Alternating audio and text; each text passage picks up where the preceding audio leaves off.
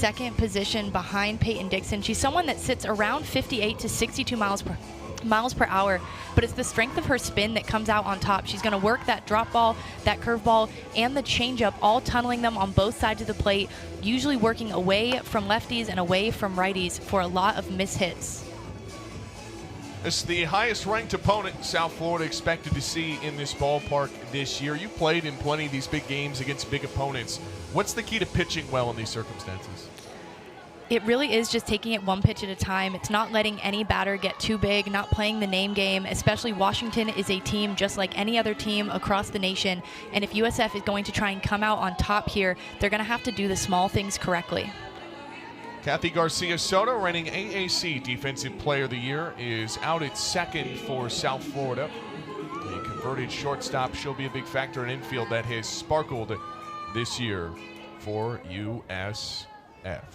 Looking Carter gets us started here on a warm afternoon in Tampa. First meeting since 2007 between these two. Sarja gets us started. Carter trying to lay down a bunt immediately, and a quick display of her speed trying to get on base with the small ball. Yeah, she's somebody who actually in her freshman year was second in the conference with 28 stolen bases. She's somebody that if she can use that small ball to her advantage, absolutely we expect that from what has been a very aggressive Huskies team this year. Out of Inglewood, California originally, hitting .436 to start her season. 17 hits, most of anybody in the lineup. Bouncing ball to short. Rivera, the throw is just in time to get Carter, and a big first out in the first for USF. Which, what a testament to Carter's speed, that's a pretty routine ball. It's got two hops going to Alana Rivera and still almost beating it out on a really strong throw and a really strong arm from Rivera. That brings in the transfer from San Diego State, who you remember had a phenomenal year last year. Two-time All-Mountain West selection over there with the Aztecs. And Solis takes a strike from Sarja. She's been red hot coming into the day. 8 for her last 20 coming into the doubleheader. 8 RBI, had a home run against Kentucky. It's also doubled.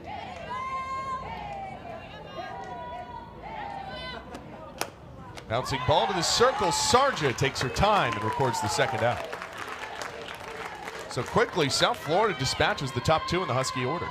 Yeah, and I think that's a big offensive production for the Washington Huskies if you're able to get Carter on and then have Solis move her over. But this is what Sarja does really well. We're not going to see a lot of strikeouts, swinging and missing from Sarja. Instead, she's going to use her off speed to keep these teams off balance and produce those bouncing ground balls. Brings in the righty Holtorf. And she'll bunt first base side. Sarja's throw is low and not in time. Infield bunt single for Riley Holtorf on the first pitch. And this is kind of what we expected from the Huskies. They're going to do anything that they can to bring people onto bases and bring them across the plate, especially knowing that they weren't really able to plate anyone against Oklahoma State. This is a phenomenal bunt by Holtorf. You're going to see the spin that she puts on it allows the ball to move pretty slowly to Sarja, and in her rush is going to allow the throw to go a little bit low. And that's a good call. I think she does beat out that throw in the bounce. Immediately picks up a hit, brings in Alana Johnson, the right fielder. Holtorf rated as a top 10 shortstop in the country by Softball America, putting her talent on display quickly. Alana Johnson, the sophomore to Summit, Mississippi. First Husky to ever hail from Mississippi.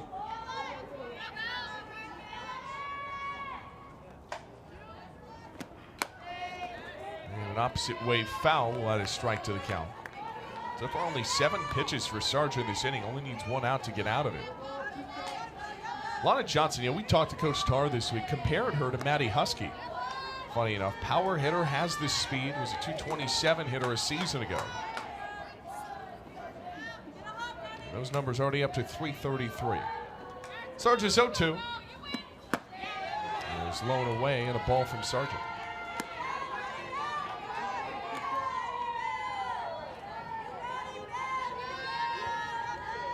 Huskies went down quickly on a couple of ground outs. Holtorf aboard on a 2-out bunt single.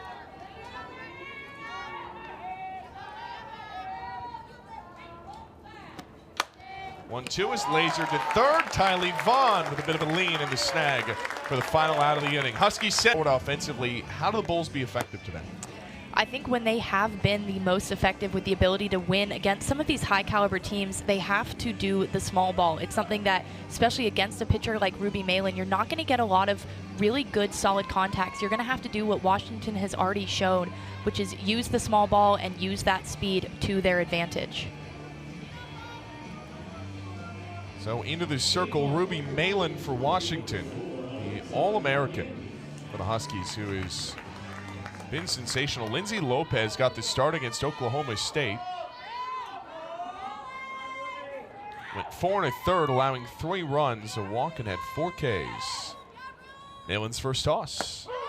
Here's a strike on the outside corner. Somebody who Heather Tarr really enjoys. Yeah, and Ruby Malin, only a sophomore this year, but you wouldn't know it when you watch her, and the way that she throws is really, really impressive. Already 3 wins and only 1 loss on this young season. Actually collected Pac-12 Pitcher of the Week honors last year for her work, or last week, pardon me, at the Clearwater Invitational. She's somebody that's going to sit in the higher 60s. She throws a lot of velo. It's going to mix that changeup every now and then, but really just relies on the true integrity of her spin at higher speeds. 1-1 is steered just a wee bit outside. Home plate umpire today is Mike Burwell. Terrell Guidry is at first. Jose Travis is at third. Ruby Malin, 2023 third-team All-American. The first freshman to earn an All-American honor at Washington since 2018. Wipes through the 2-1. A foul tip will move it 2-2. Already second in the Pac-12 in strikeouts coming into the day. 25 and only walked 9. And those numbers up to 31 in 9 after the game to this point, including last night against Stetson. First strikeout for Malin comes against the top of the order and make it 32 for number 66.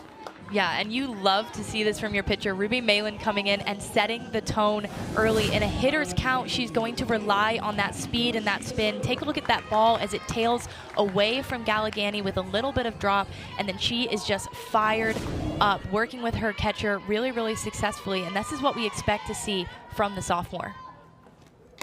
Raising the switch hitter, Kathy Garcia Soto. Of course, no stranger to success against top 10 teams. She had the game-winning home run against Texas in this ballpark last year when the Longhorns were the number 9 team in the country. It's been a slow start to her season at the plate, a sub-100 average, has knocked in a run. Only 1 hit for Kathy Garcia Soto in her first 16 at-bats.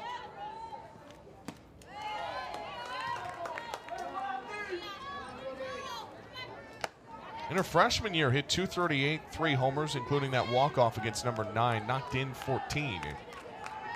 But somebody who's very effective at getting on base as well, had a plus 400 OBP last year. 2-0. And picks up a strike on the foul. If you're South Florida, getting Kathy Garcia Soto going is important because she has the speed that you want on base. Yeah, she's somebody that as a switch hitter, you know that she's versatile, but some of that versatility really does come in her speed. She's somebody that has the triple threat potential of a bunt, of slap, and of hitting away for power from the right side. Pumps in at 70, just a little tight for ball 3.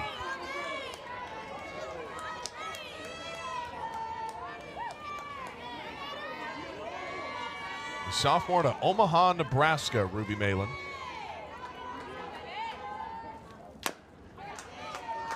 When we were talking with Coach Tarr about her specifically, she had pointed to a big part of her development was internationally. Watching the Japan national team, pitchers practicing, played with the U.S. national team this summer in the Japan All-Star Series. And you know this, Georgina, as someone who obviously plays internationally, that experience really helps you grow as a pitcher. Payoff to Garcia Soto. And she'll walk. Yeah, and it is hype versus hype. You're going to see Kathy Garcia Soto. She is so good at knowing her role against Ruby Malin in the full count. She knows what she's going to go to. It knows that she's going to use that velo up and in.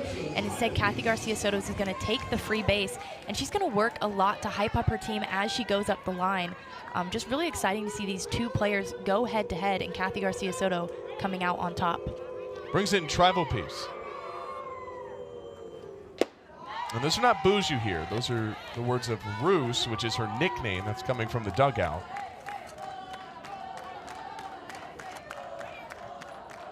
Bulls won aboard with 1 out. Tribal Piece, a reigning all-conference selection last year for USF. Her offensive numbers haven't been the highest. A sub Mendoza line average, only 1 extra base hit, but she's still been producing offense. Has produced 6 RBI, that's amongst the team's leaders. A big part of it has been the sac flies, the sac bunch. She leads the team in both. Pops this one up, playable in left center. It is Carter for the second out of the inning. Yeah, and you're going to hear Carter from center field. She really is the quarterback of the outfield. She's going to settle under that ball almost in left field. It's actually going to take the ball away from the left fielder in Hobson, but she's somebody that I love seeing hold herself with so much presence and kind of come into her role as a sophomore.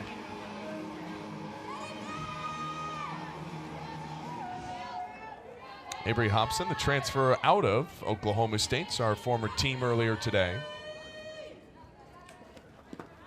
Brings in Bailey Drapola, another transfer for USF.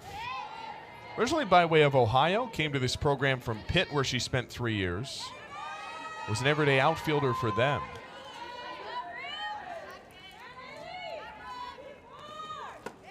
That wanders upstairs. To your point about Avery Hobson, and coaches told us that she has got incredible speed, maybe some of the best on the team, and flashed on that play. And if this team is going to make it back to the World Series, contend for a national title, that kind of speed defensively is oh so important.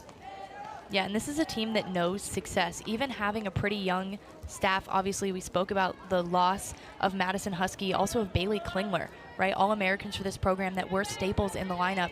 This Washington team, only 17 deep, is looking to fill in those spaces of the power hitters, of the speed, and learning where all these pieces are starting to move and get into place. Cuts through the 2-0. Drapola on a 5-game hit streak coming in. South Florida trying to take advantage of a runner on in the first after Galligani struck out to lead off the inning. And Garcia Soto followed it up with a walk. And quickly moves 2-2. And what I love so much about Bailey Drapola is she sees a lot of pitches. She's somebody who has a lot of potential for pop in her bat, but on top of that, she loves to collect information. You're going to see her reset almost every single time she steps into the box. And on top of it, she loves to see a lot of pitches and foul them off, working for one particular pitch or spot in mind. She got her. Strike 3 to retire the side. 2 Ks in the inning for Ruby Malin, and she is cooking. We're going to the second, South Florida. Let's we make our way to the top of the second. Scoreless between Washington and South Florida. She's Georgina. I'm Ryan. Happy you could join us for the ride. First of 2 for South Florida today. Against top 10 teams. Love Oklahoma State later tonight. Sydney Stewart leads off the Huskies here in the top of the second. So it's a good start for Belle Sarja. And when you're the underdog playing a team of this caliber, confidence is just one of those things that you want snowballing early, and you kind of get that sense from the veteran transfer here. Yeah, she's somebody that is just so stoic on the mound, and you love to see a pitcher comes in off a JUCO transfer, already has seen success on the JUCO level, and is now advancing into D1, and it does not show any difference in her. She really does carry herself with a really powerful presence in the circle.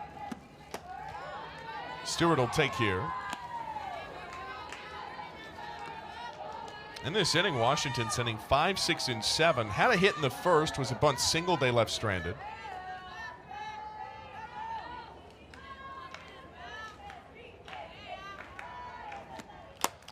Two-one goes opposite way. We'll level at 2-2. We were talking with coaching staffs coming into this week. Ken Erickson's crew. He's been here 27 years. And location, not so much focused on velo. A big emphasis for this team today in the circle. And making sure you hit your spots, because one little mistake against a team like this can cost you. Sargent's 2-2. Goes floating down the right field line, and that'll drop for a base hit into the perfect spot for Sydney Stewart. And she's got a leadoff single in the second. And that is something that Washington does really successfully. If you've been watching them a lot this season, what they do, and in particular Stewart, she actually moves around in the box and she's taking in information every single pitch. She's seen that drop ball, that curveball from Sarja that both dance low and away from her, and she's actually going to crowd the plate a little bit more and allow her barrel to work to that right side. And she doesn't have to hit it hard if she can hit it in the perfect spot. Jaden Glab will come up, the freshman. Has been an everyday starter for the Huskies. 9th-ranked player according to Perfect Game Softball. Comes from the state of Iowa. We mentioned first Mississippian in this program, also the first Iowan in this program. Of course, Alana Johnson being the first from Mississippi. That steers outside. And Glab's had a pretty good start to her season. Coming into a program of this caliber.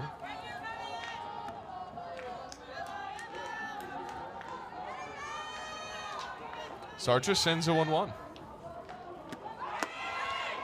Runner takes off. The throw down is in time into the perfect spot to Alana Rivera, and they catch Sydney Stewart stealing. And this is just really great awareness from everybody. Stewart is going to see that changeup out of the hand and thinking that she can read it and get a good jump, but not on Camille Ortiz-Martinez behind the plate. And just a phenomenal tag from Alana Rivera. We're seeing some really good matchups between that middle and a young catcher. Just off the outer black, it'll be ball 3. Yeah, and that is pre-pitch awareness. That's something that Stewart was likely anticipating the changeup and was always going to take off on that pitch, but does not come up successful on the attempt. 3-1 finds the zone and the count's full. So now the bases are empty for Glab. Sarja a chance to get this second out with nobody on. Glab had 6 RBI across her first 2 games against Nebraska and Utah Valley. That's where all 3 of her hits have come from since has been hitless. And that misses for ball 4, so she'll be aboard. It's her 6th walk of the season. That's a pretty gutsy take on that changeup from Glab in the full count. That's a pitch that, with Sarja, you know that she's got really strong topspin on most of her pitches. So that pitch mixed with her drop ball, it's difficult to see the difference. And you know that that changeup is not going to be floating up and out of the zone. It's going to be dropping back into it. How impressive is that at-bat from a freshman? I think it's something that Coach Tarr said that her best softball is ahead of Glab, and that does show it. It said that she'd been humbled a bit against the good pitching, but she's got a power bat with a lot of juice. This is Avery Hobson. Talked about her already in the outfield. Extremely speedy, has also been good with the bat. She'll take here. Hobson earlier today against Oklahoma State, 0 for 2, has hit in 5 of her last 8 though. That hitless game earlier today broke a 5-game hit streak.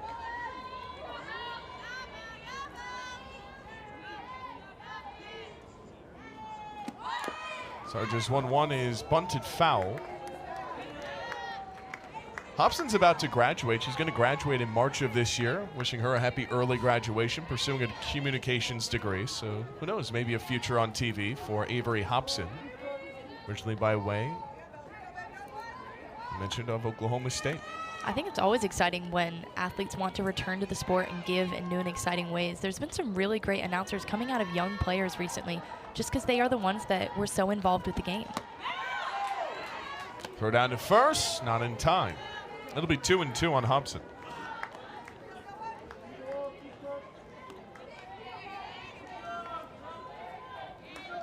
Washington shut out 7-0 against Oklahoma State, looking for a bounce-back win in the second game of the doubleheader. Sarja's 2-2.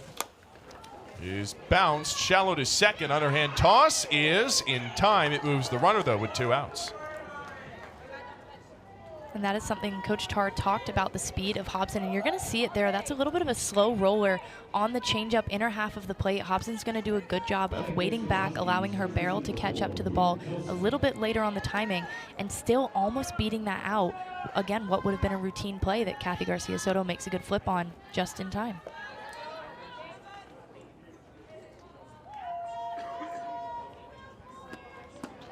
First offering to Brooke Nelson misses. It'll be ball one from Sarja. Speaking of graduation, Brooke Nelson actually already has her communications degree. She's going to pursue a master's in digital media. One of the vocal leaders on this team, according to Heather Tarr. This 1-0 is flared into foul ground. Tribal Peace can't get to it. That is a unique part of this USF field, is those open dugouts. When you take a look at them, you can see the players leaning over the dugout, and there's a couple of openings to either end.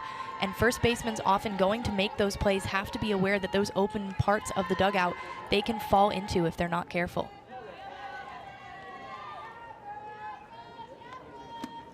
This 1-1 is fouled off, one strike away from getting out of the inning.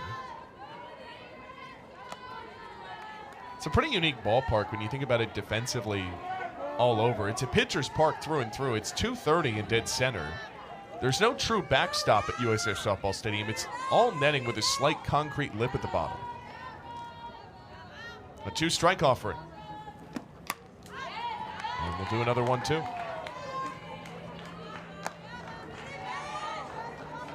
Huskies in this inning had a hit to lead off from Sydney Stewart. She was thrown out going to second. Glad reached on a walk and was moved on the ground out. First runner in scoring position today for the Huskies.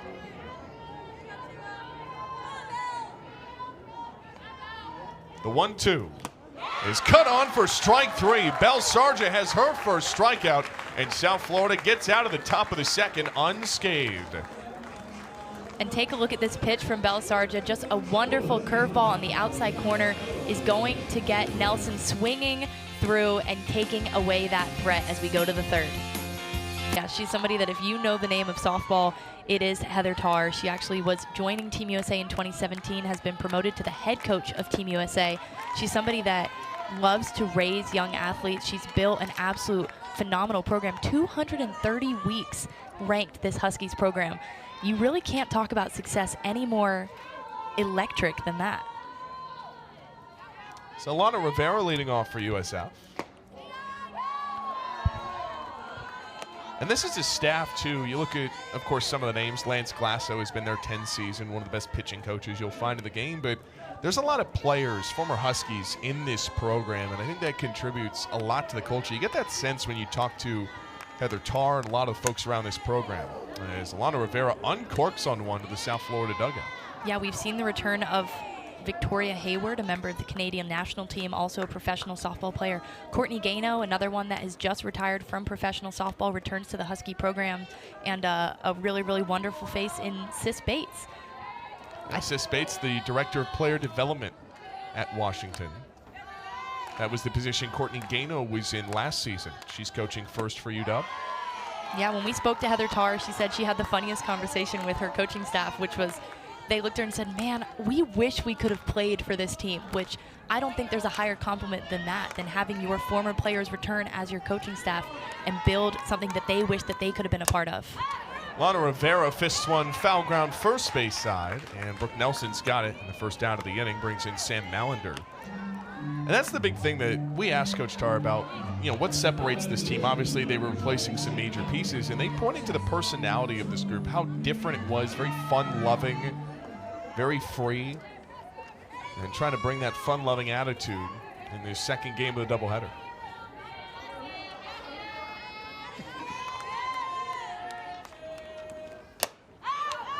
Another flare shot and some deja vu for the second out of the inning.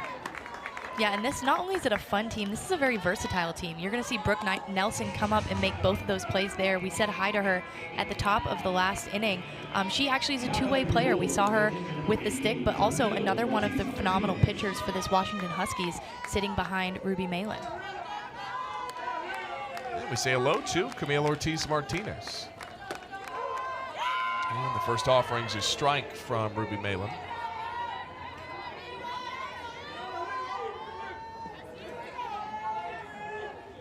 The sophomore of Puerto Rico.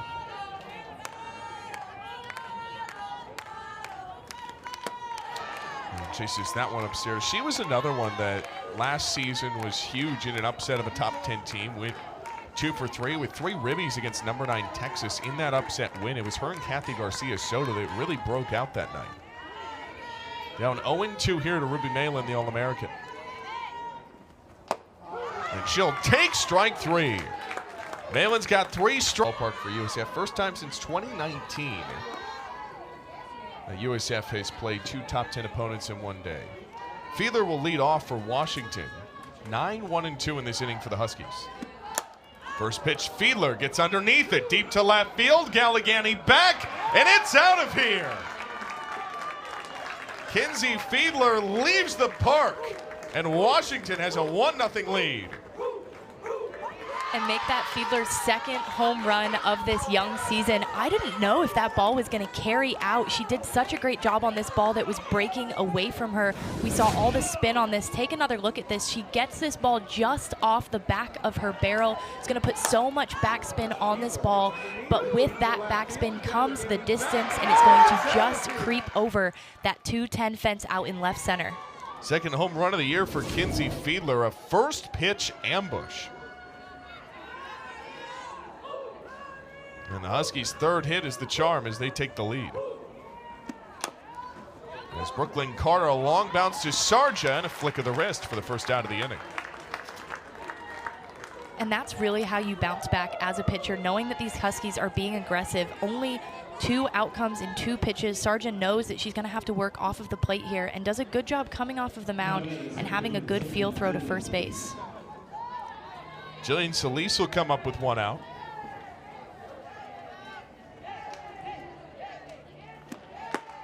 Talk about some attitude in the 9-hole for Washington. First pitch of the inning in the 9 spot. Typically that's a turn it over kind of roll, but there was all gas, no brakes for Kinsey Fiedler there. Well, there's no better way than to turn it over than to take it out, you know? Send it yard. And she did just that. It's a good pitch from Sargent, 50 miles an hour. Yeah, and Jillian Solis, one that we've been really excited to see come into this Huskies program, made a massive difference at San Diego State, was named an impact player at the Clearwater Invitational. She's someone that brings a lot of power to this Huskies program that relies so much on small ball and speed. Solis jammed up with an off speed again. Followed Victoria Hayward, who also came over from San Diego State. She's been red hot coming into the doubleheader. Started 0 for 5, but hit 400 over the ensuing 5 games. Went 0 for 3, though, earlier today against Oklahoma State. Solis lines one down the right field line. That's a fair ball into the corner. Jillian Solis will go into second, standing up with a double. And Solis did such a good job in that at-bat, is going to swing and whiff at the changeup early in the count, but deep in the count knows that Sarja is going to go back to this pitch. Take a look at it. It's going to tail low and in. She's going to do such a good job of opening her hips, allowing her hands to bring her barrel with her, and with that power and pop that she has, is going to drive this ball deep into one of the farthest corners of the park and come up standing for the double. Brings in Holdtorf, who cuts through the first offering. Jillian Solis, somebody who Coach Tard said they need her to produce in order for them to be their best, and does that with her 3rd double of the season to bring in Holdtorf.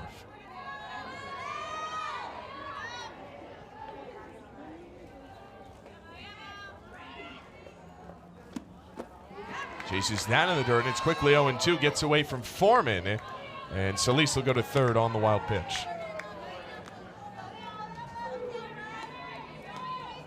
This could turn sideways for South Florida in his second, as you're dealing with the top of a very good Huskies order, already down a run after a leadoff bomb from Kinsey Fiedler, the 9-hole. 0-2. And Holdtorf pops this up in the infield. It will be Garcia Soto for a big second out. Yeah, Sarja doing a really good job of bouncing back. Every single time that we've seen a hit come off of the barrel of the Huskies, she has immediately come back and secured an out. That's all you can really ask for from your pitcher in these moments, especially going up against some of these bigger bats. You have to be able to kind of shake off what just happened and move forward. Lana Johnson, another first pitch ambush, but this one stays to the infield. Back-to-back outs to Garcia Soto, retires the side. Early pre-conference along the West Coast, knowing that they're going to be moving to the East Coast later in the season. This has been such the development of the game that these conferences are having to move around and start kind of evolving along with the players and with the programs. Final year of Pac-12 softball as Tylee Vaughn leads off the inning. 8-9-1 for the Bulls in this frame, trying to respond to that solo shot from Fiedler in the away half. Yeah, Tylee Vaughn just going to foul that drop ball off into her foot. It's going to take a little second. That's something that Ruby Malin likely gets a lot of. She's got that hard, heavy drop ball down. We talk about pitchers and not only the velocity that they throw and the spin, but drop balls have a certain quality to them, a tendency to feel heavier on the barrel, and that's something that a lot of players will notice, especially when they foul it off directly into their feet.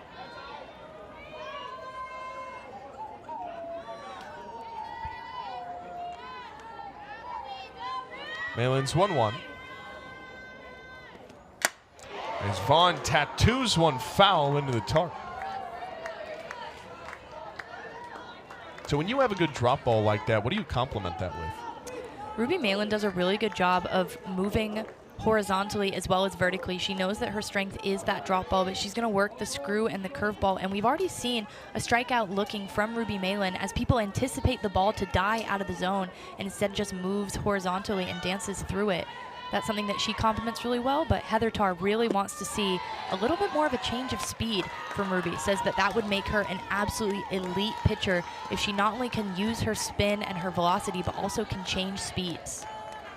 Says a lot about what the potential ceiling could be from the perspective of this coaching staff about unlocking the potential of an All-American. As this 2-2 finds the outer black for strike 3. That's 4 strikeouts for Ruby Malin. And we see it again, that strikeout looking after she goes drop ball, drop ball, drop ball, sees Tylee Vaughn turn on the screwball inside and is instead going to go to this curveball that falls just off of the table, but it's going to be a really great pitch from Ruby as she just gets Tylee Vaughn guessing. So only a walk allowed so far for Ruby Malin, and the righty Jordan Cadleb comes up. First pitch is popped up. And from behind the dish, Sydney Stewart's got it. And 8 and 9 are retired. So second time through the order now for South Florida. Brings in Gallegani, who struck out in the first. I think most importantly, you're going to see really great communication from this Huskies team. As soon as that ball goes up, every single person in the infield is letting Stewart know that it is falling directly on top of her head. And you're going to see Ruby Malin loving the communication amongst her infield.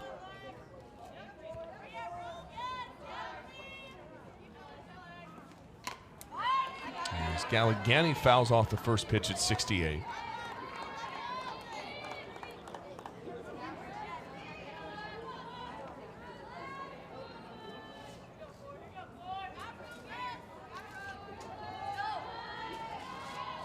Gallegani out of White Plains, New York originally.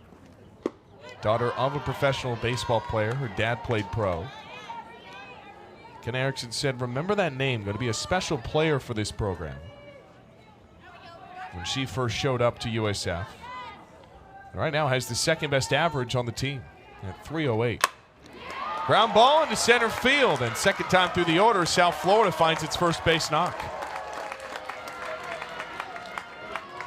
Yeah, and Gallegani does a really good job on this pitch, was chasing balls up and out of the zone and at her feet, her first at bat for the strikeout, and is instead going to make the adjustment here.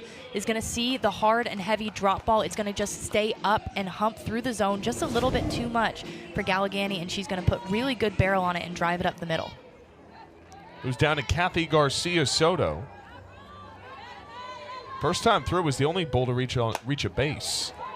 And a slow grounder to short.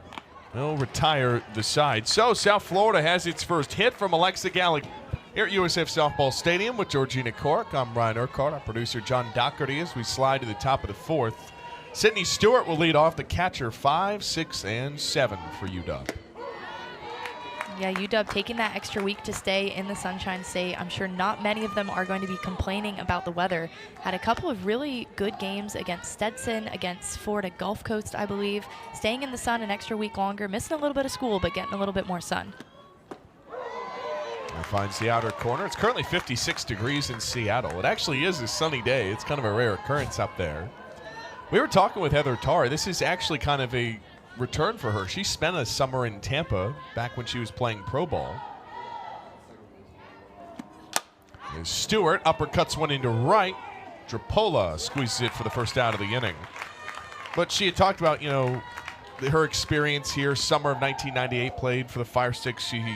We asked her, what do you remember the most about being in Tampa? She said, well, I remember being hot and that it rained on the dot every day at 4 o'clock, which is peak Florida summer. That is very classic Florida. Well, it talked about the experience. Was excited to get back here. Most excited to see the facility as Jaden Glad steps up. I think one of the most impressive things is Fiedler leaving the yard in what is very much a pitcher's park here. It is not your average ballpark for leaving the yard. It's 230 in center, and the walls are pretty high down either line at 190. Yeah, on top of it being some beautiful sunshine today, you're going to see not a lick of wind. They've got the U.S. flag out in right field, and it is just not going anywhere. It's a beautiful day, but you know that Fiedler's ball didn't really have too much of a wind tunnel carrying it over. That was really just up in the air for a while and able to get enough distance to clear the fences. Perfectly placed strike at 59.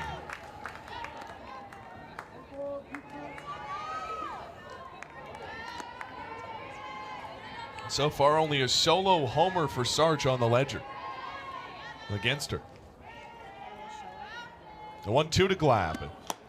He's fouled off. Yeah, and this is something that Sarja does really well, is she's so stubborn. These Washington hitters are really staying exactly where they are in the box. They're not making a lot of adjustments. They're letting Sarja come to them. But that curveball and that drop ball that she's just painting the outside corner with, we're seeing so many mishits off the end of the barrels and bloops to the right field side because there's just that's such a great pitch and a great location. Place that outside at 2-2. Transfer from Florida Southwestern State. Coaches have called her surgical. Was a JUCO All-American before joining up with the Bulls this year. First season of D1 softball for Sarja. This is low and below. Two-time JUCO national champion, the reigning NFCA National Pitcher of the Year for Junior College Division I. Payoff pitch. And Glab strikes out. That's the second for Belle Sarja. And this is such a good setup from Sarja. We saw actually Glab get the walk on the changeup her first at bat, and Sarja, not scared of that, is going to go right back to it and throw it through the zone really, really well. And she just sets people up very well, going out, out, out, surprises in, and then goes again to that outside corner with the change of speed. Brings in Avery Hobson. First pitch is a bouncer at third. Tough field for Vaughn. At the 5-3 to retire the side. It's a 1-2-3 inning for Belle Sarja and the Bulls. They still trail by 1 as we go to the home fourth. Going to take that a little personally. He believes so strongly in this team, and seeing them ranked so lowly is going to give him a lot of fire, and probably a great reason why he brought in these great teams in Washington and Oklahoma State is to prove that they deserve to sit higher than that. Drive piece sends one skyward to left, and the first pitch of the at-bat is an F7. It's funny, we asked Ken Erickson about the schedule this season. He said, I got to talk to the schedule guy because this is getting out of hand. The joke being he's the one who made the schedule. That's some classic New York sense of humor, though. Yeah, it is. A guy from up in the Northeast, he's going to tell you how it is. Well, he'll tell you straight up that this team, he feels like, can not only get back to the NCAA tournament, can be competitive. Bailey Drapola, one of the reasons why. She's been great for South Florida. One of only a pair of Bulls to homer this season. Her and Alana Rivera, the only two to leave the yard, has started with a very normal 583 average. Looking for her first hit of the game.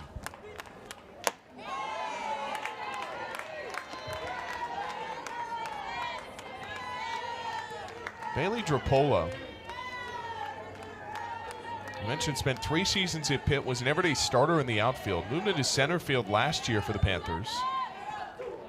Was second on the team in homers, stolen bases, and on-base percentage. You know, we talked about she's only 1 or 2 to homer, but she's pretty good with the small ball as well. She tied, the program record with 4 stolen bases for Pitt. That was against Prairie View A&M.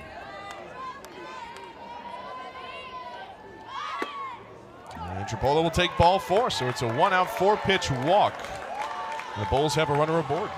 Yeah, and that's something that is so dangerous about Drapola. We've already seen from Washington being really aggressive on those first pitches, But I would say even more dangerous than that is a batter like Drapola, who's going to take so many pitches. Sees 4 straight pitches from Ruby Malin, is not going to budge on any of them. She very clearly has a plan when she goes up to the plate and is going to swing really, really big when it comes down to it, but she doesn't miss very often. Only 13 at-bats on the young season, has 6 walks and 7 hits. And it brings in Alana Rivera. Only 1 game without a hit this year. That was on opening day against Illinois State. Comes in on a 6-game hit streak.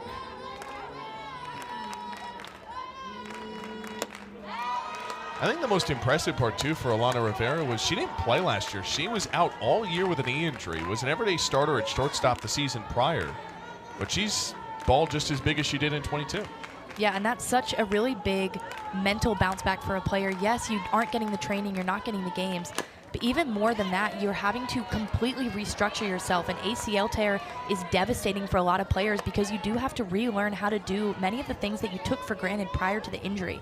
And so seeing Alana Rivera not only return back to the field, but excel in her new positions. She's seeing her at shortstop, she's making range, she's making plays, is a testament to the work that she's put in off of the field. Alana Rivera takes a strike at 68. Now down 1-2.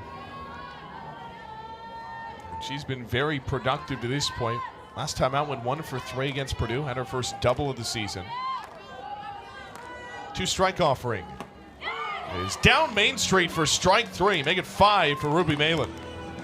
And that hypes up number 66. That's a big bounce back. A 4-pitch walk to Drapola, and instead in this 1-2 count is going to throw that drop ball through the top half of the zone. I think Alana Rivera, anticipating the rise ball, think that it's going to climb up. Instead, it's going to fall down into the glove of Stewart. Going to have a little bit of a drop there, but with Drapola on first base, Alana Rivera will be retired on the strikeout. Reigning Pac-12 pitcher of the week. Spun it well so far. First toss to Mallinder's a strike. 3 2/3, only 1 hit allowed. Walked 2, struck out 5. For first 48 pitches, 27 have been strikes. Mallender cuts it off quickly down 0-2. Yeah, Ruby Malin sitting at a .50 ERA on the season. Her only loss coming against number 1 ranked Oklahoma in extras, where Oklahoma would go to walk it off 4-3. That was one of those that you lose the game, but still was impressive against Oklahoma. There's been a terror to the sport for the last couple of years. Of course, the Sooners have been dominant. And everybody chasing Betty Gasco's club. And we've seen some really dominant pitching staffs come out of UW in history. We've seen Danielle Laurie, obviously Gabby Plain, both with international experience as well. Ruby Malin, another one that we anticipate being a household name for the Washington Dogs. She actually has a special bond with Danielle Laurie. Ruby Malin does. Met her for coffee early on in her career, and Danielle Laurie said it went for 2 hours and said she felt like she was chatting with a little sister. Said that she has a mentality that she wished she had had when she was a freshman. As Mallender strikes out here to retire the side, that's part of that mentality on display. She said, "Give me the ball, I want it every game," is her mindset, and she's got it. Enjoying what has been a good one so far. Fiedler's home run, the difference. She'll be scheduled in this inning after Brooke Nelson, who leads off. It has kind of been a grind the last couple of days for Washington. It was kind of a close one last night against Stetson. They lose to Oklahoma State earlier today. This is part of a near month-long stretch of the beginning of the season where the Huskies playing away from home. And this is, of course, a program that's about to make the transition to the Big Ten, where that travel is only going to get further going to the other side of the country. And we asked Heather Tarr, how does that change your management of this program, how you approach scheduling? She said it's going to change what they do and how their approach is in the preseason. To expect them to go more down the West Coast and spend more time over there when they're expected to go to the other side of the country and the other end of the year. Yeah, but with the addition of Victoria Hayward and Courtney Gano to the coaching staff, Coach Tarr says that she brings a lot of Big Ten experience in with those players who have coaching experience in those schools, and definitely bring in something that allows them to transition quickly, perhaps, into the Big Ten. It'll be a different look for sure. That's how things will kind of reshuffle for the Huskies.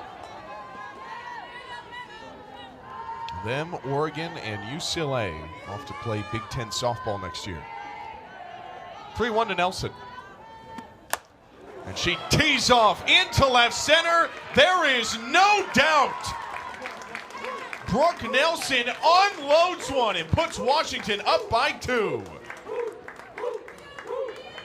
And Brooke Nelson struck out her last at bat, is not going to let it happen here. Sees that pitch big on the outer half of the plate. Take a look at this swing, this timing that she does so well, plants, and this ball is launched off of the bat. We see that Gallegani doesn't even allow a couple more than 2 steps maybe over into left center. She knows that ball has left the yard, and so these 2 solo home runs being the difference for Washington today.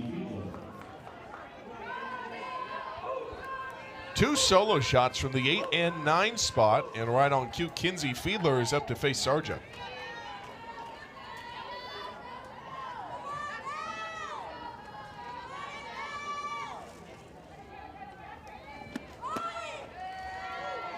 Sarja misses on the first pitch at 62. And we talked about Nelson being a two-way player. That's only her 4th home run of her career as a two-way player, but make it a big one. Sure, it feels a lot better to be dealing those out rather than being on the receiving end. And speaking of home runs, this was Fiedler's last bomb. And again, this is just Sarja's strength is working away from these batters, but Fiedler does an excellent job of allowing that ball to travel in and carry it over that left field fence, something that's pretty difficult to do in the high fences of this ballpark. So Fiedler with a bomb. Nelson in this inning extends it to 2 on a solo shot. 5 hits for the Huskies so far. You mentioned Brooke Nelson being a two-way player. She only really hit consistently with this team in 2022. 273, 3 home runs, 16 RBI that year. And has kind of gotten back into hitting in the order this year, and she stepped back up, and shifting roles like that in your college career, you and I have talked about it, it's already hard enough to pull double duty, but to kind of switch in and out of it is even harder. Yeah, I think it's a testament to the dedication that you have to have as an individual player, and then also the culture that your coaching staff brings to you. I think this Huskies team is all about culture. They like to let their players have fun and enjoy, and what better way to enjoy as a pitcher than to step in on the box and help produce for your team. It's a full count here. Kinsey Fiedler was Pac-12 All-Freshman last year. Sarja just trying to get the first out of this inning, with the top of the Husky order looming for the 3rd time through.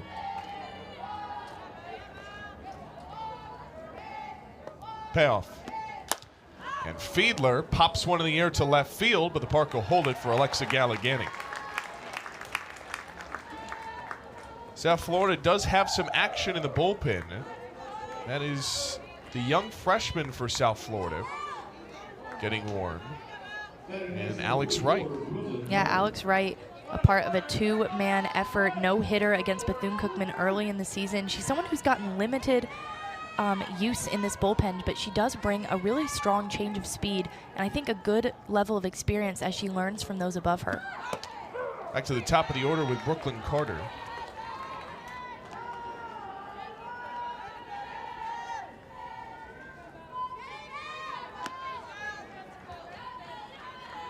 This will be a test for Sarja here. 3rd time through, Bulls down 2. As this one hit Carter, and it'll be a foul. Yeah, Carter comes from a softball family. Her sister, actually, Lauren Carter, currently plays for the UCLA Bruins. It's all in the family with the Pac-12. Brooklyn Carter, highly touted recruit coming into this program, coming from that softball family. She'll take a waste out here at 1 and 2 now. Coach Tarr said about her that she might be the best center fielder I've ever coached. That's high praise considering the talent that has moved through this Washington program over the years.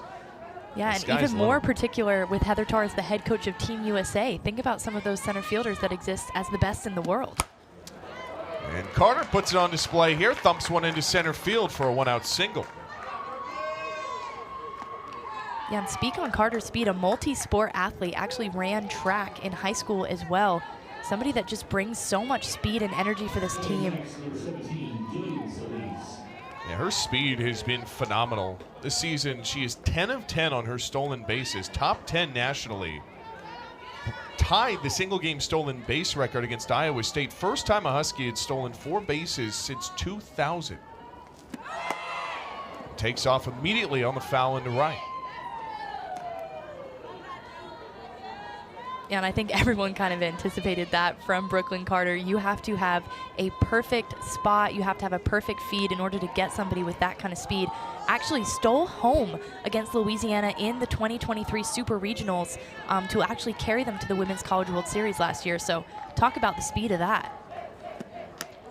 Celise takes, now 1-1. We asked Coach Starr, when did you first know that she had this kind of speed? And she talked about her recruiting process. Had to evaluate her during the pandemic, basically off of online game tape. Said all of summer 2020, she's watching every game. Said on more than one occasion was stealing home. The throw down to first is in time. South Florida with a heads-up play, and Brooklyn Carter is no longer on the bases. How about Camille Ortiz-Martinez? And that is her second try and attempt successful today. We've already seen her get Stewart on the try to swipe the bag, and then again with Carter. We saw 2 pitches straight of her kind of baiting Camille Ortiz-Martinez, and what a way to prevent that bait than to get her out on the throwdown. This offering to Celise goes low and away. So all of a sudden the bases are wiped clean and there's 2 outs in the inning. That changes everything for Jillian Celise here. Has a double in this game already. Deposits a strike. It's 3-2. Yeah, what I love about Sarja is she already saw the double come off of the changeup against Celise. She's not scared to throw that pitch again, moving locations and moving spots in order to bait batters. Celise tags it to short. Backhand pick from Rivera. The throw is in time to retire the side, but the Huskies with a leadoff solo bomb once again take up a 2-0 lead. 2-0 deficit. It's far from insurmountable for South Florida. A pair of solo bombs from 8 and 9 in the order for Washington have been the difference. South Florida still only 1 hit so far. That came from Gallegani on a 1-out single in the 5th, or in the 4th, excuse me.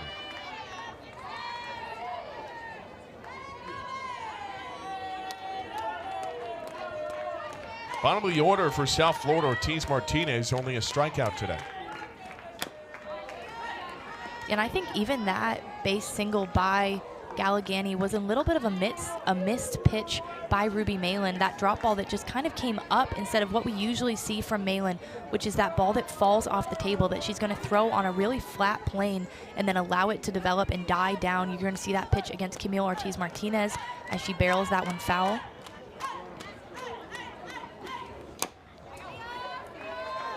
It works 1-2. Camille Ortiz-Martinez, the first player to ever come straight from the island of Puerto Rico to Division I softball. Her coach, Carla Claudia Rivera, the pitching coach for the team, also came from Puerto Rico but started at the JUCO level. Went to the Puerto Rico Baseball Academy in high school. Here's the 1-2. Ortiz-Martinez shoves one into left field. It is Hobson for the squeeze. And the first out is recorded. USF fans, the Fowler Avenue Collective supports USF student athletes through NIL. Join the Stampede by making monthly contributions ranging from $10 to $500. You can scan this QR code on your screen or go to www.fowleravenue.com for more information. Tylee Vaughn will step up with 1 out in the bottom of the 5th. Went down looking in the 3rd. So Georgina, South Florida only 1 hit so far. This now the 2nd time through the order, getting ready to go 3rd time through. What does South Florida need to adjust to start getting something off of Ruby Malin? I think knowing that she's really sitting at the 1 velocity, everything that she's throwing is hard. It's got something heavy to it. You have to start anticipating that break and trying not to hit her hard. Tylee Vaughn pops one into left again, and Hobson back-to-back outs for her. Yeah, that's something that when we talk about Ruby Malin, she's not going to give up a lot of back-to-back hits. She's somebody that is so successful because she's working off of the zone. She's working down into the dirt. So anyone trying to lift that drop ball, try and get underneath it, you're going to be largely unsuccessful because she's going to beat you with that spin and with that speed. So instead, this team has to start working that ball hard into the ground and trying to find gaps as opposed to big lifting swings. Cadlam on the first pitch, a couple of hops to short, and the throw. Defensive Player of the Year, women's national team member. They went to the same high school. Sandra Day O'Connor High School over in Arizona, as the first pitch to her is a strike. And they had a year of overlap, but their history went back even further. Said when she was in 5th grade, she would take ground balls from Grace Lyons. And during that freshman year, she said that Grace really showed her the ropes on being a leader on and off the field. And that connection serving her well is, she is the reigning all Pac-12 defensive team member, is the top 10 shortstop according to Softball America, and has been balling for the Huskies. Yeah, and even more exciting, actually just got engaged. Going to be married to her husband, Noah. Very exciting. Obviously, Grace Lyons now going by Grace Turk, seeing a lot of developments across the softball world as people start kind of getting out of college and pairing off. Wishing all the best to Grace. There's Riley Holtorf. It's the party started here in the 6th. Washington looking for cushion. Or Ruby Malin.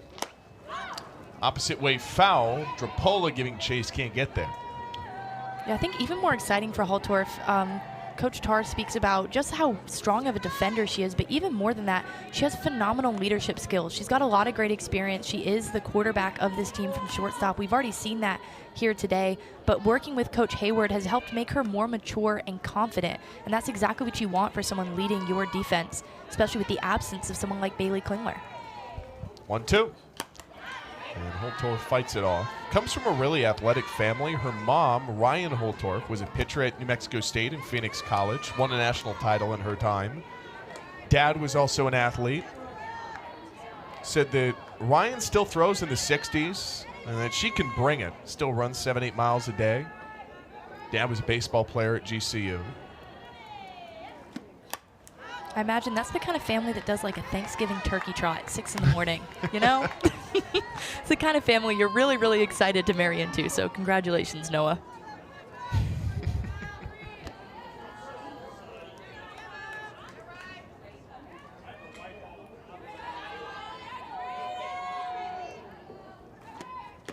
This 1-2 bends wide. It's 2-2. She really broke out in the postseason last year. She was a media impact freshman a couple of years back, but last year hit .423 once postseason rolled around. 3 of her 5 home runs came after the end of the regular season. Carried over into this year, has been hitting well for Washington. Holtorf, a .343 hitter, a couple of doubles, 4 RBI. And it's been an extended at-bat here. It's 3-2 on her. Here's Sarge's payoff. Holtorf fights it off again.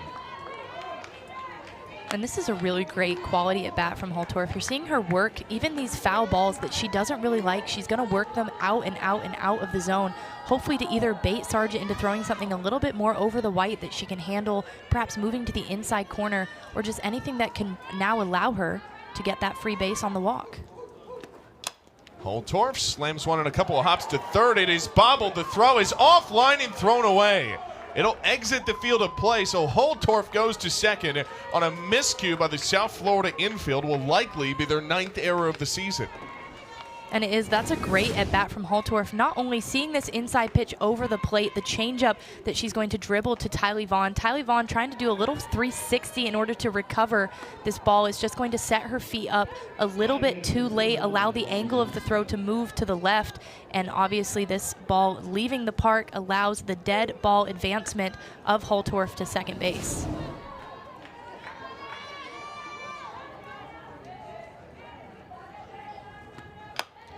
This one is lasered to third, and it is snatched by Tylee Vaughn, so a little redemption of the hot corner for Vaughn.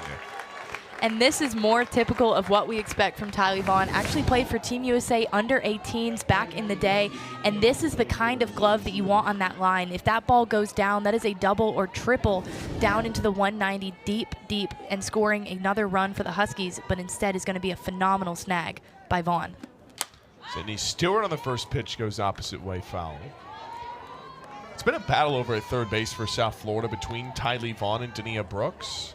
Stewart is single so far today. Huskies looking for insurance and to capitalize off that error from the third baseman that led off the inning.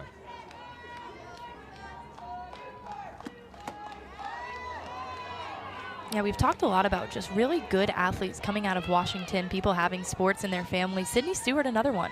A multi-sport athlete. She's really active socially for her high school and with the school. Played basketball and was involved with the Black Student Union and Athletic Council co-chair in high school. 1-1 on an opposite way line to right, a few steps over for Trapola, and that's the second out of the inning.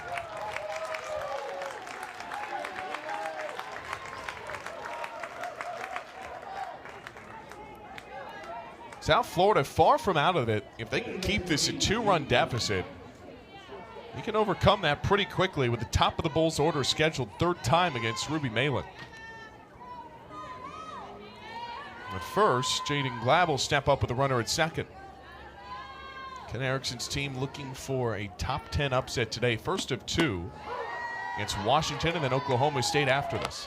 Yeah, and I don't think any team knows better that you can overcome a deficit than Washington. If anyone remembers that Women's College World Series run in 2023, coming back to beat McNeese 7-6, scoring 6 runs in the bottom of the 7th to advance to the Supers. Probably one of the biggest deficit comebacks I've ever seen in the game. That is mayhem encapsulated that year.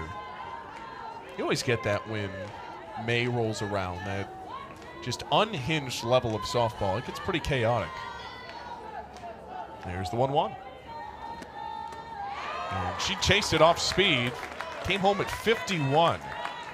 And Sarja one strike away from getting out of the inning unscathed.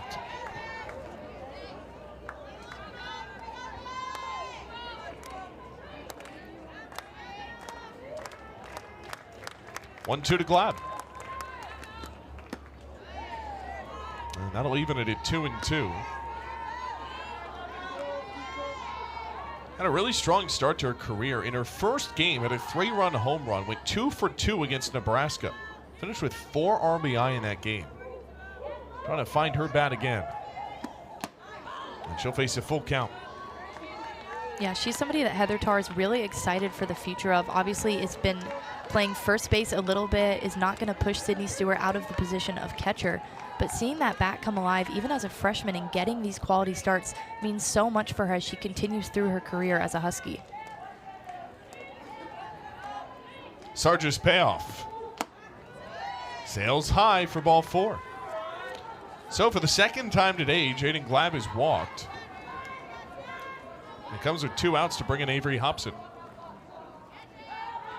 And if I'm Sarja, I do not want to get down into the 8-9-1 aspect of this Huskies lineup. We've already seen the 2 solo bombs from Nelson and Fiedler.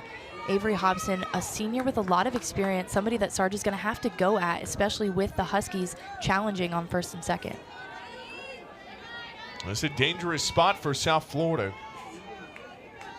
Washington with 1 swing could add some insurance. Instead, we'll show bunt. It's a foul. And we'll come back for an 0-1.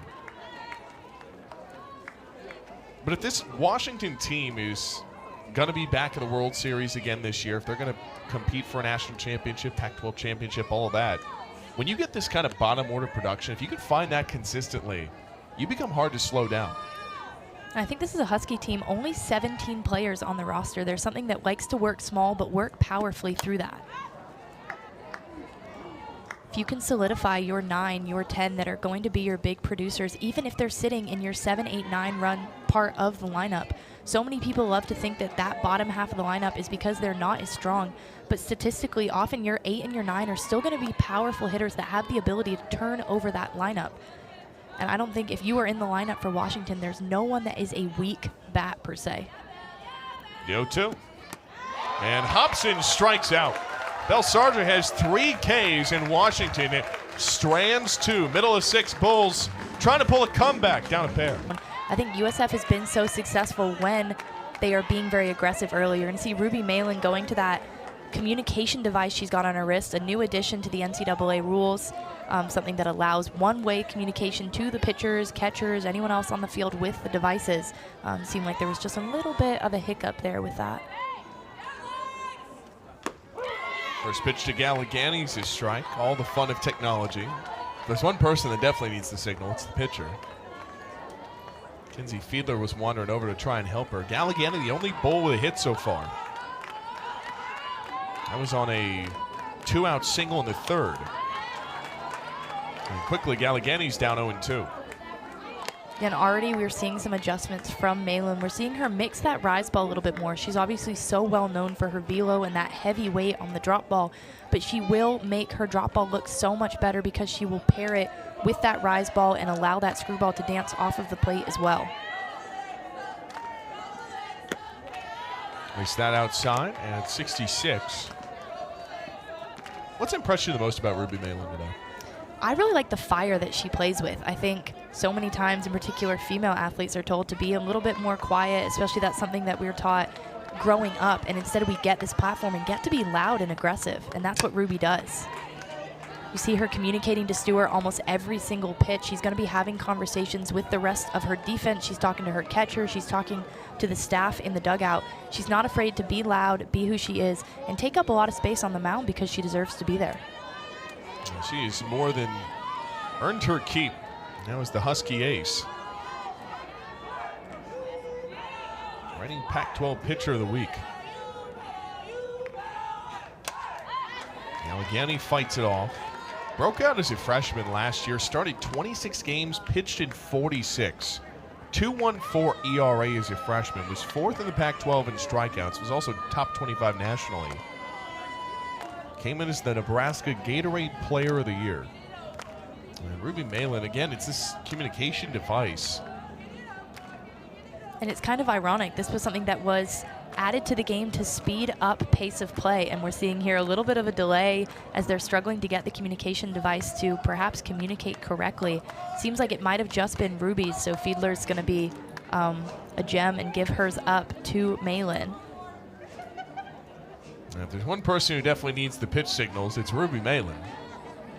As the dispenser, facing Alexa Galligani here, leadoff hitter in the inning.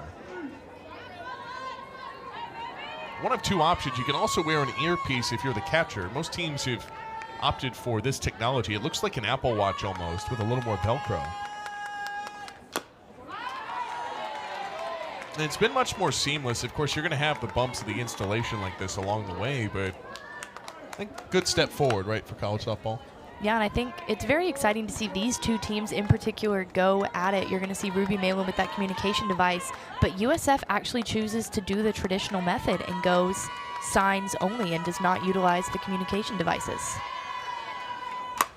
Galligani roasts one to short, and the throw is not nearly in time. So Alexa Galligani has a multi-hit game for USF.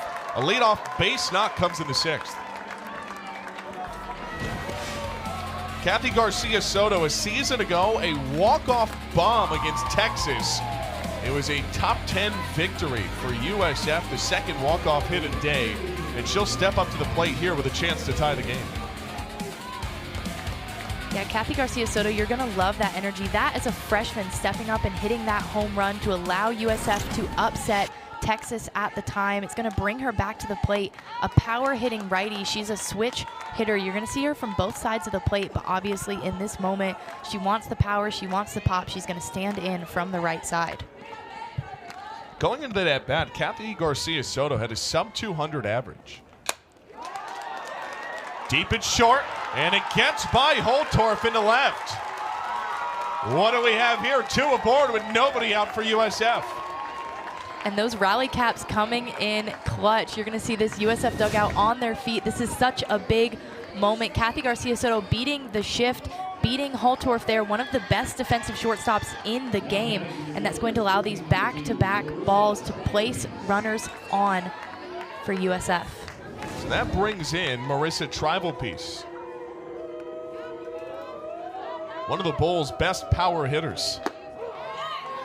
This is a dangerous spot for Ruby Malin in Washington. You're facing the strongest part of the USF Florida with 1 and 2 on. Yeah, you're going to see Malin already hyped up. She knows how important this moment is and how big this first out will be for the 6th inning. Travel Piece swipes through it. 8 home runs a year ago, 33 RBI. She broke out with a home run against Michigan State, and that turned her season around. Comes to this at bat just 154 on the average. She was only at 090 when she had that grand slam against Michigan State. This wanders high, 1 and 2. Travel Piece, Drapola, and Rivera all looming with 2 on if nobody is out on the base paths.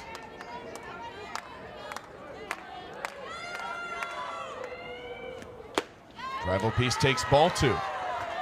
Yeah, Malin is not going to give Travel Piece anything close to the zone in that 0-2 and those 1-2 counts. She knows those are hitters counts, something that pitchers counts, excuse me. She doesn't have to bring that ball onto the wide of the plate.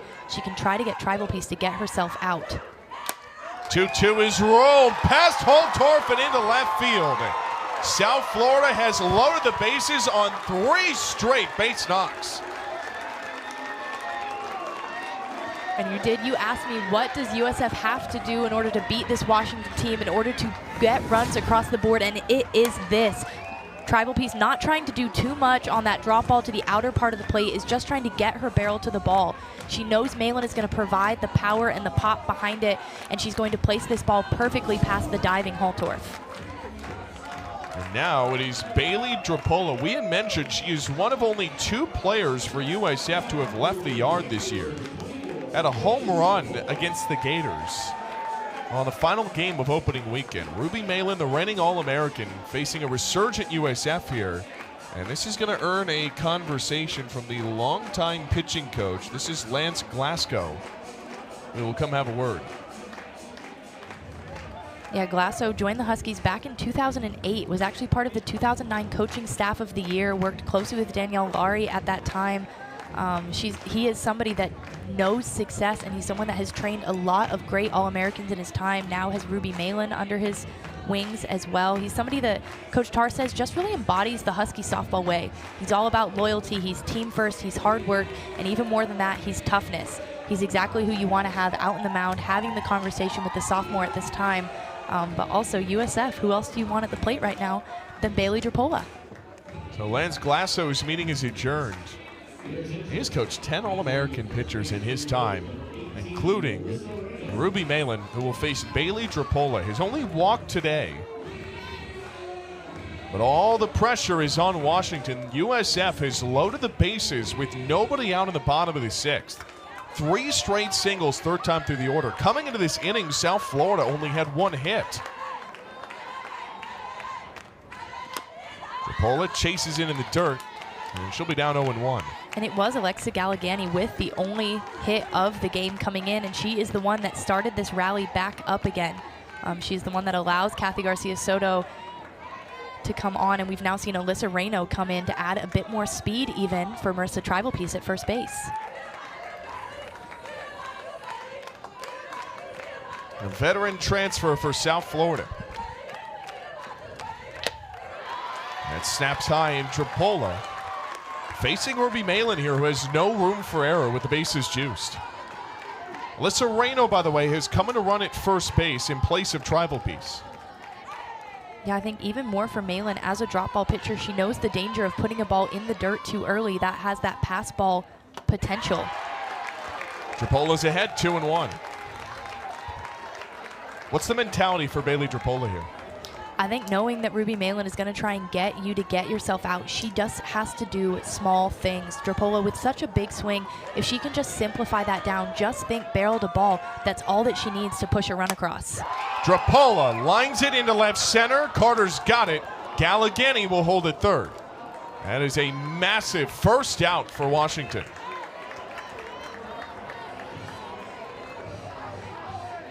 And that's a great piece of hitting from Drapola. Anybody else in center field than Carter, someone who has the speed to not only get into the gap and settle herself underneath that ball, but put herself in a great position to feed the ball back into the heart of the field. That's going to be a big first out for the Huskies.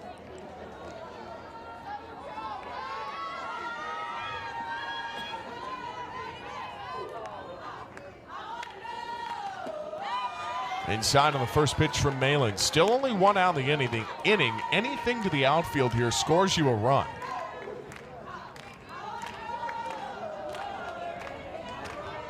You're going to see the middles back as well, knowing that they have the potential for the double play to take away the run crossing the plate. Wanders upstairs. Good snag by Stewart. Number 4 Washington in a little bit of trouble. South Florida with the bases loaded. 3 straight singles in the inning. Third time through the order has been the charm. To this point, it's been 6 strikeouts for Malin. 2-0. Rivera chops it deep in the infield. The shovel to second for 1. Throw to first. Off the bag. Gallegani crosses. And it's a 1-run game in Tampa. And Alana Rivera, exactly who you want up in that position, was actually coming in batting .429 with runners in scoring position. And she does everything she needs to do. She keeps her barrel above this ball. It's going to put this bouncer up the middle, and it's going to allow Holtorf to have to throw off balance. Actually a phenomenal save by Nelson. If this ball goes into the dugout or past, the tying run would have scored. Instead, it will just be Gallegani that crosses the plate with runners on first and third. Team leading 8th RBI this year for Alana Rivera. And it brings in Sam Mallender. Sam Walls will also come pinch run at first in place of Rivera.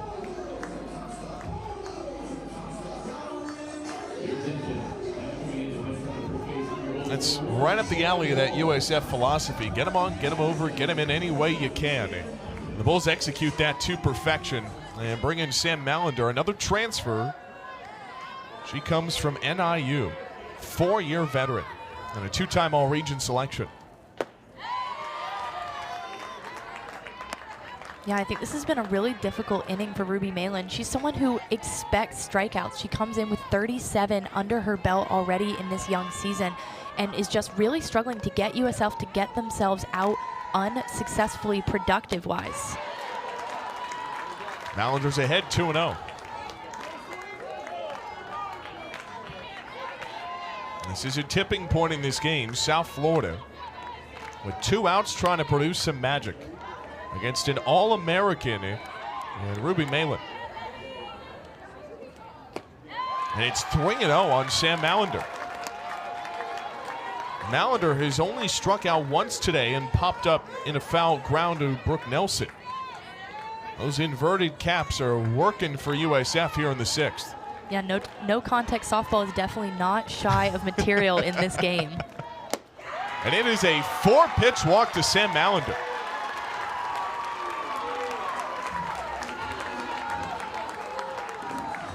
What has happened to Washington in this inning?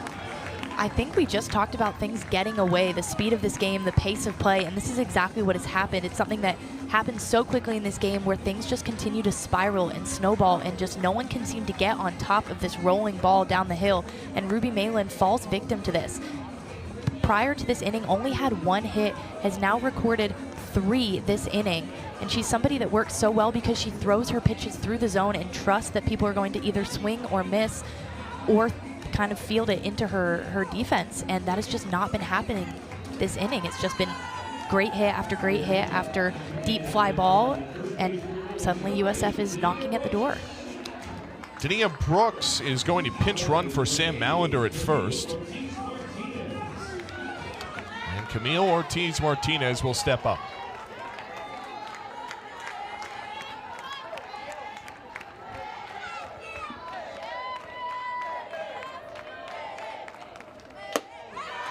First pitch is high, and Ortiz-Martinez ahead 1-0.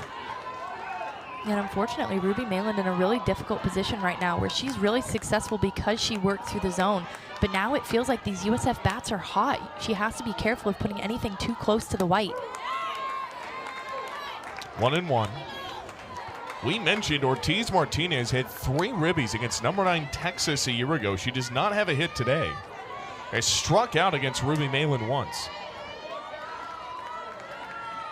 The 1-1 is popped up and playable.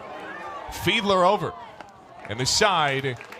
The age-old battle, is it better to hit the home run or is it better to have 4 back-to-back-to-back singles? And USF does a really good job of knocking on the door. Ruby Malin, again, slamming it with the pop out of Camille Ortiz-Martinez to finish the inning, but it felt for a moment there like USF could have really blown this game open. How big of a win was that for Ruby Malin to get out of that inning? Bases loaded, nobody out. You give up 3 straight hits, and the only run comes in on a fielder's choice.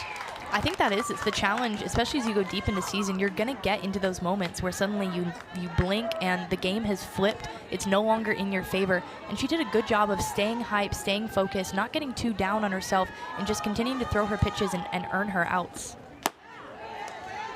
Belle Sarge has allowed a couple of home runs. Both have been Brooke Nelson up at the plate now and Kinsey Fiedler in the 9 spot. 8-9-1 in this inning for Washington. You don't say it every day, but 8-9-1 have been the big boppers today. 2-1. It'll be a 2-strike offering upcoming. Yeah, but that is so much. This game is really exciting because the game doesn't know who's supposed to win. The game doesn't know where you sit in the lineup. It doesn't really care. It doesn't care whether you're ranked, unranked, whether you're supposed to be the cleanup or you're supposed to be the 9-hole hitter. Whoever shows up that day is the person that's going to come out on top. A 2-2. He's outside, ball 3. USF looking for its first win over Washington since 2001. Ken Erickson's team in search of a signature win through preseason play. A win like this goes a long way to your RPI come tournament selection. And that's outside for ball 4, so Nelson's aboard on a walk. Because obviously the AAC has some respected teams. You think of Charlotte, North Texas, Wichita State.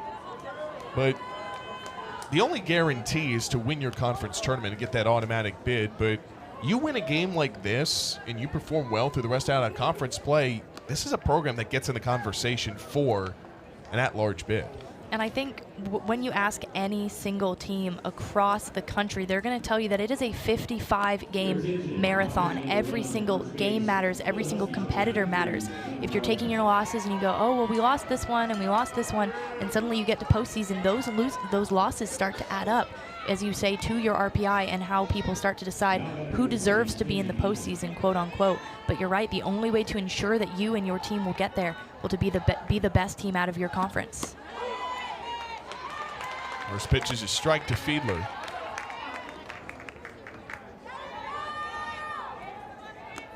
Huskies looking for some insurance in the top of the 7th. South Florida will have 8-9-1 on the other side. The 0-1 and Fiedler sends it down the left field line, tailing just foul. Gallegani stretching to it, couldn't get there. And Kinsey Fiedler has been doing so well on that pitch. Obviously, we've already seen the solo home run on the screwball. Tailing away from her is looking at those drop balls, letting her barrel just fall slightly underneath them. She's somebody who's kind of playing that outside corner like a fiddle, which is a little ironic, actually. Played violin in high school. So very talented Husky team here. I was going to say, jack of all trades. Here's the 0-2. Runner takes off. The throw down is in time. Camille Ortiz-Martinez strikes again for a big first down in the 7th. Second runner she's caught stealing today. And this is what Camille Ortiz-Martinez does so well, is that she has the power and the pop from her knees. That ball taking her away and off of the plate, she's going to immediately recognize and come up firing and just feed a phenomenal throw to Alana Rivera. Is going to catch the stolen base runner by about 2 steps. That was Gardner running, and on 1-2, a line drive to Gallegani, and blink, and you got 2 outs in the inning. Yeah, and what a huge bounce back from USF after challenging in the bottom half of the last inning for Sarja to come out and give up the leadoff walk, but then Camille Ortiz-Martinez having her back, throwing out the stolen base runner, and then securing the second big out. Both of those batters being your home run hitters for the day and retiring both of them quickly. Brings in Brooklyn Carter.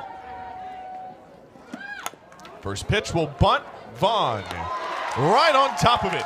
And the Bulls are fired up. They're down just a run as we go to the bottom of the 7th. Sophomore returner for Washington. So Washington team, there are only 2 losses this year. Number 1 Oklahoma, and then another top 10 team in Oklahoma State. This would be a stunner if the Bulls can find a way to rally. It starts with 8 and 9 in the order. Ruby Malin's been phenomenal. As you said, Georgina, only 1 earned run allowed, has struck out 6. And it'll start with Tylee Vaughn. And even more impressive, Ruby Malin's energy has never dropped. She's someone that gets really excited for every single pitch that she wins, and that's a huge part of why she has been so successful. First pitch roller to third, and there's your first out of the inning. So a quick dispatch of the Bulls' third baseman brings in their veteran, Jordan Cadleb.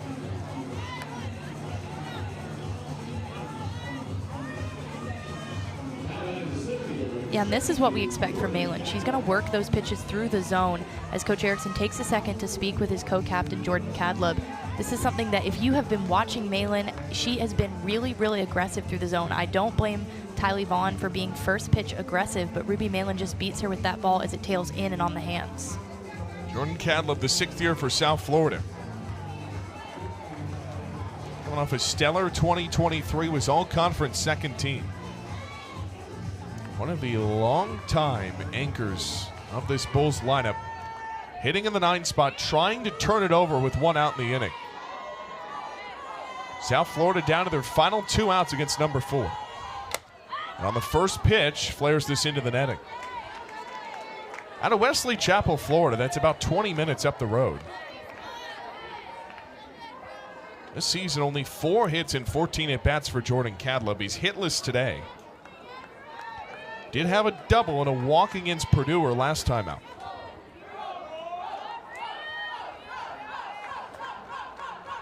The 0-1. And Cadleb, a high bouncer back up the middle, and it's out of Solis's glove. Tying run is aboard for USF. And this is exactly how USF was able to challenge last inning. It's just these small singles. Talk about being singled to death, death by 1,000 paper cuts. It's something that USF is really successful with.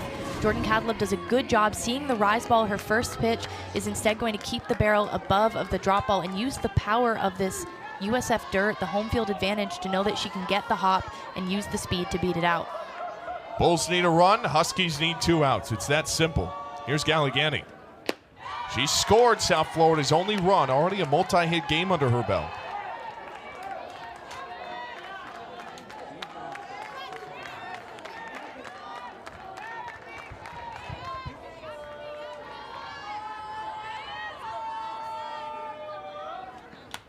As Galligani shaves this off foul. And Coach Erickson said it best. He said this is someone that you want to keep your eye out for. She's going to be a household name for this USF team, and she's already shown why. She's somebody that doesn't try to do too much. She's got a lot of power in her bat, but she is a triple threat from the left side. You've seen her show off that speed. You've seen her show off the potential pop of her barrel. Galligani clucks one into left, and the catch is made by Hobson. And Washington is 1 out away. This was the scene a season ago. Kathy Garcia Soto stepped up in the 7th and hit a home run to upset number 9 Texas. Yeah, they don't call her Clutch Kathy for nothing around this program. She's somebody that defensively so strong, but with her bat, she does come up in those large moments. It's not going to be reflected in the stat sheet, but she's somebody who this team loves to rally behind because her energy is electric. And she'll be down 0-1. Tribal pieces on deck if she can find a way aboard. Garcia Soto is the winning run.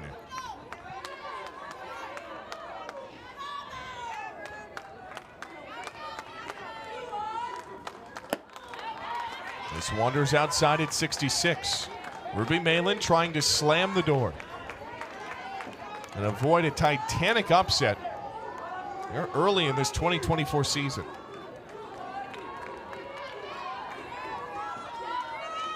A 1-1.